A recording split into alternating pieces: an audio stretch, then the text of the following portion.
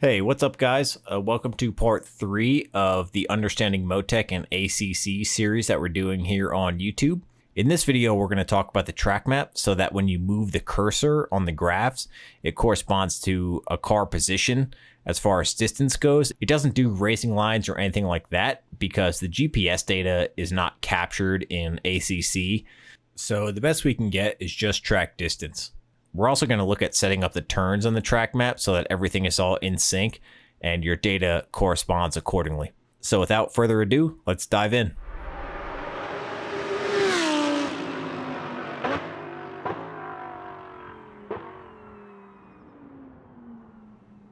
So now we want to look at the track map that I showed in the last video. I can show you how to do that. It's not very difficult to add a track map, and we'll go through the steps to do that. The only thing you're going to need to do is just make space for the track map. So if you come over here to the right, your mouse turns into these little 2 arrows type of thing. Same with the bottom. So you can drag this up and over or at the corner, you know, much like a normal Windows window. And in the blank space here, if you right click and do add, we're just going to select track position and just hit OK. And now when we slide the cursor around, you can see the red dot on the right moving to where it thinks we are on the track.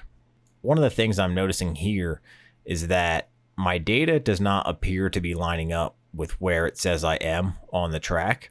For example, this is most likely turn 1. However, on the track map, this shows up as a much later turn. Turn 1's down here. So we need to fix that. It's not very difficult to do. We're just going to right click and go to track editor, and here you can see all the section labels and sections and turns and things like that. But what we're going to do is we're going to generate a new track because this information is not correct.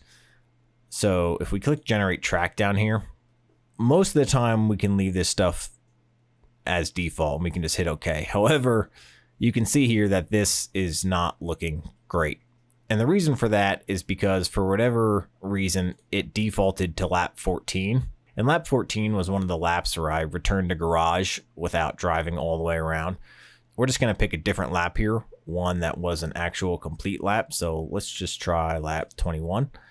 And we're going to hit OK. We're making sure that this is on lateral G in speed and G lat. And this is a much better representation of the track. So now when I click OK, this should regenerate. Yep, there we go. And line up much better with where the car actually is. We're braking into turn 1. That all makes sense. However, now the strange part is that the sections don't really line up anymore. Like this is showing me that there's a bunch of turns and straights right in here, which is kind of odd. That's not really how that is. So we need to fix that as well. So back in the track editor, we can just come up here where it says default and we can just delete everything in here. And that will get rid of all the sections. And similar to how we generated the track, we can also generate the sections. And for now, 50% is fine, and we can just hit OK. And boom, there we have the sections. And if we drop this default down, we can see if we click each one of these, they sort of highlight what section that is over here. I'm going to make this a little bigger. So once we have the sections, we can start to get rid of and clean this stuff up just to make it a little more user-friendly for me. So one of the things I'm noticing here is that this little section here is counting as a straight, which it's not. We don't need to count this as a straight. We can count this as one turn. So if we just come over here, click the section that we want, you can see each one sort of highlights a different area. We can just actually delete that straight. There is no straight in between turn 9 and 10. I'm going to consider that one corner.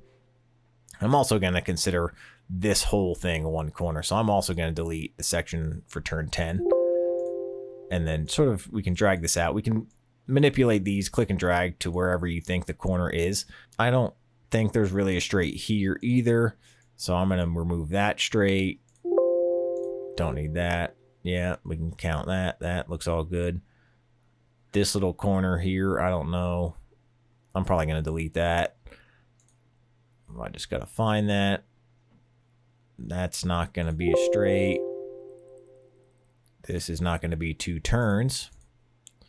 So let's delete turn 3. And make this just a little bit more tidy. So what do we have? Yep, we got the straight. Turn 1. We'll bring that out a little bit more. We're also going to delete this straight because this is, in my opinion, not really straight. It's not useful information to say that's a straight in reality. I'm going to do that with this one. Don't need that straight. And we could maybe do something like that. That's not too bad. That's looking pretty good. If you wanted, you could also rename these so they are the actual corners of the real track, but you don't have to do that at all. And if you click show section labels down here, it'll show you what turns these are. I don't really like to have my view like that, so I'm just going to ignore that for now. But anyway, we can click OK, and you'll see over here, this will regenerate with the new sort of sections, as well as up top here. Now this has synchronized with what we just told Motec to do.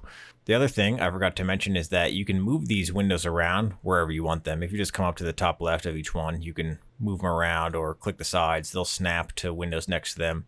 So just set up your view however you want, and you should be good to go. So thank you guys for watching. If you enjoyed the video, give it a thumbs up. If not, no worries.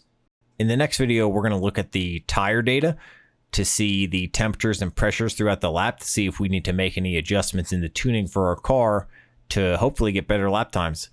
So thanks again, and I'll see you guys later.